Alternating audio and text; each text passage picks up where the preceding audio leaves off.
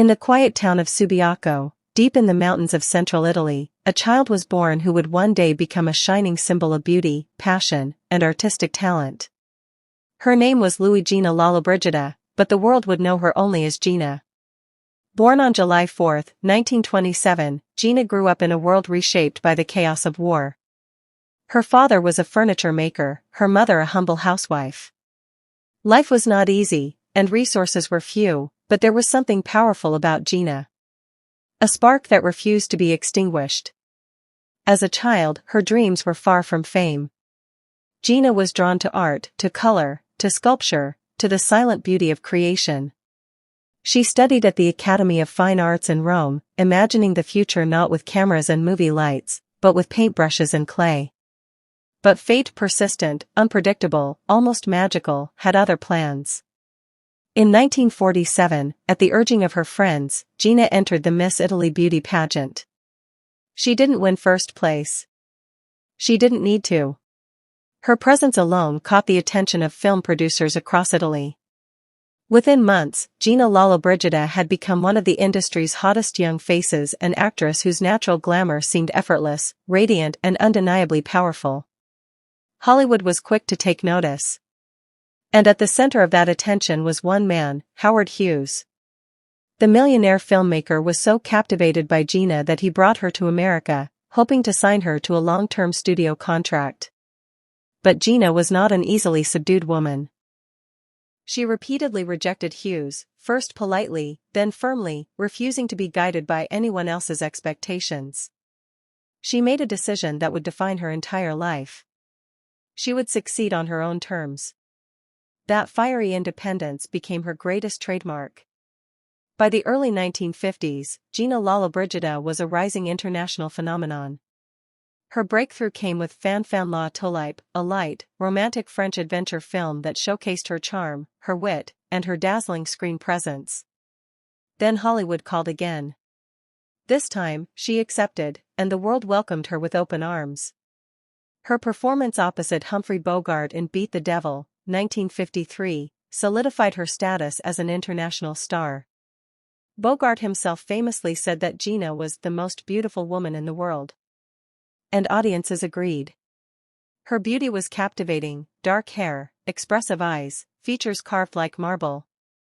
Yet what truly captivated audiences was her strength, her detachment from the supernatural, and the depth of her emotions. Gina soon became a global icon, appearing in roles such as Trapeze, The Hunchback of Notre Dame, Solomon and Sheba, Come September, Never So Few. Each role revealed a different side of her talent, sensual yet self-controlled, tender yet fierce, charming yet ungrounded. Her performance as Esmeralda in The Hunchback of Notre Dame is still considered one of the most captivating performances of the 20th century. Elegant, vulnerable, yet powerful, a reflection of Gina herself. She wasn't just a star. She was a cinematic force. But Gina Lollobrigida was never content with being just a pretty face on screen. Behind that glamour was a woman with an extraordinary curiosity, ambition, and artistic soul. In the late 1960s, when many actresses were struggling to stay relevant, Gina completely reinvented herself. She became an acclaimed photojournalist, traveling the world with a camera instead of a script. Her images were intimate, daring, and artistic. She photographed royalty, artists, and international leaders, even a rare interview with Fidel Castro, which attracted worldwide attention. Her photojournalism was not a hobby. It was her second career, and she pursued it with the same intensity as acting. Then Gina returned to her first love, sculpture.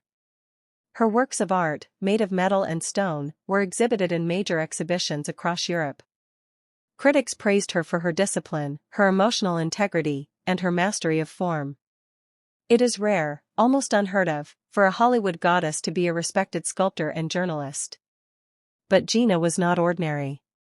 She was extraordinary in every sense. In her personal life, Gina was a woman of strong convictions and boundless passion. She refused to let fame control her, rejecting offers that did not align with her values. She fought for artistic freedom, creative independence, and the right to define herself.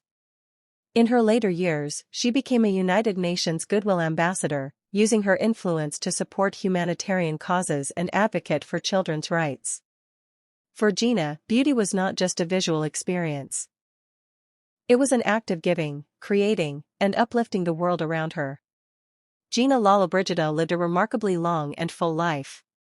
When she died on January 16, 2023, at the age of 95, actors, directors, politicians, and artists around the world paid tribute to her legacy. Italy declared her a national treasure. Hollywood remembered her as one of its most extraordinary stars.